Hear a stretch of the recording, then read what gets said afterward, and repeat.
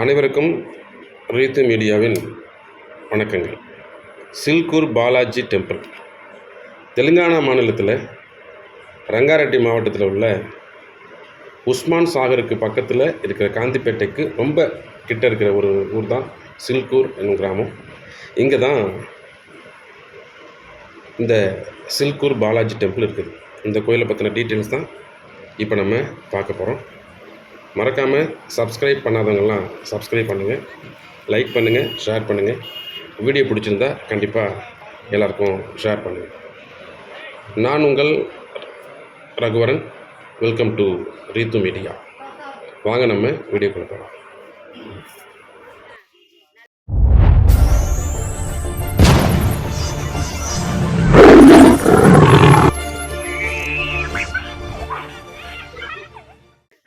கிட்டத்தட்ட 33 கிலோமீட்டர் தொலைவில் இருக்குது.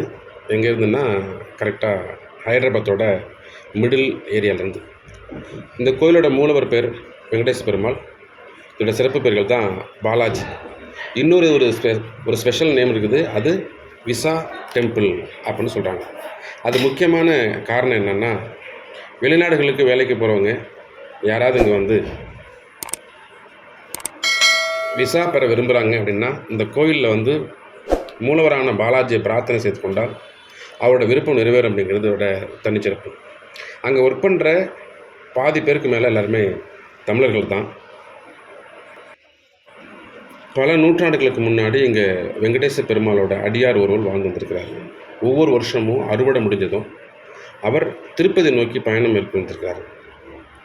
அப்படி போகும்போது தன்னோட நிலத்தில் விளைஞ்ச பெரும்பாலான பொருட்களை எடுத்துகிட்டு போயிட்டு தானம் அளிப்பதை பெரும் கடமையாக நம்பியிருக்கிறார். தமது நிலத்தில் விழுந்த கோவிந்தனின் திருப்பெயரை உச்சரித்து வண்ணமே இருந்திருக்கிறார். தன்னோட வயசான காலத்தில் முன்னாடி மாதிரி உழைக்க முடியலைங்கிறதுக்காக திருப்பதிக்கு செல்லவோ அவரால் முடியாது இல்லையா, ரொம்ப வருத்தப்பட்டுக்கிறார். ஒரு நாள் அவர் தன்னோட வயலில் சுருண்டு படுத்திருக்கையில் எம்பெருமானே தமது திருமண கோலத்தில் அவர் முன்னாடி வந்து காட்சியளிச்சிருக்கார். இதுதான் அங்கே வந்து ஒரு கதையாக சொல்கிறாங்க. தானே அவரது வயலில் ஒரு எறும்பு புத்துக்குள்ளே குடிக்கொண்டிருப்பதாகவும் அவருக்கு கனவு வந்திருக்குது. விழித்தெறிஞ்சு பார்த்தா ஒளியுறு மறைந்திருக்க கண்டார். அதாவது ஒளிஞ்சிருக்கிறத மாதிரி பார்த்துருக்குறாங்க. பெருமான் கூறிய வண்ணம் எறும்பு புற்றில் போய் தோண்டி பார்க்கும்போது அங்கே தனது இரு பெரும் பூதேவி மற்றும் ஸ்ரீதேவியை கொண்ட பாலாஜியோட திருமண திருக்கோலச்சிலை அங்கே இருந்திருக்குது. அதுக்குள்ளே அந்த செய்தி அந்த ஊர் முழுக்க பரவிடுச்சு. அதிலிருந்து அங்கே ஒரு சின்ன கோயிலை ஒரு கட்டி எழுப்பி வழிபட்டு வந்திருக்கிறாங்க.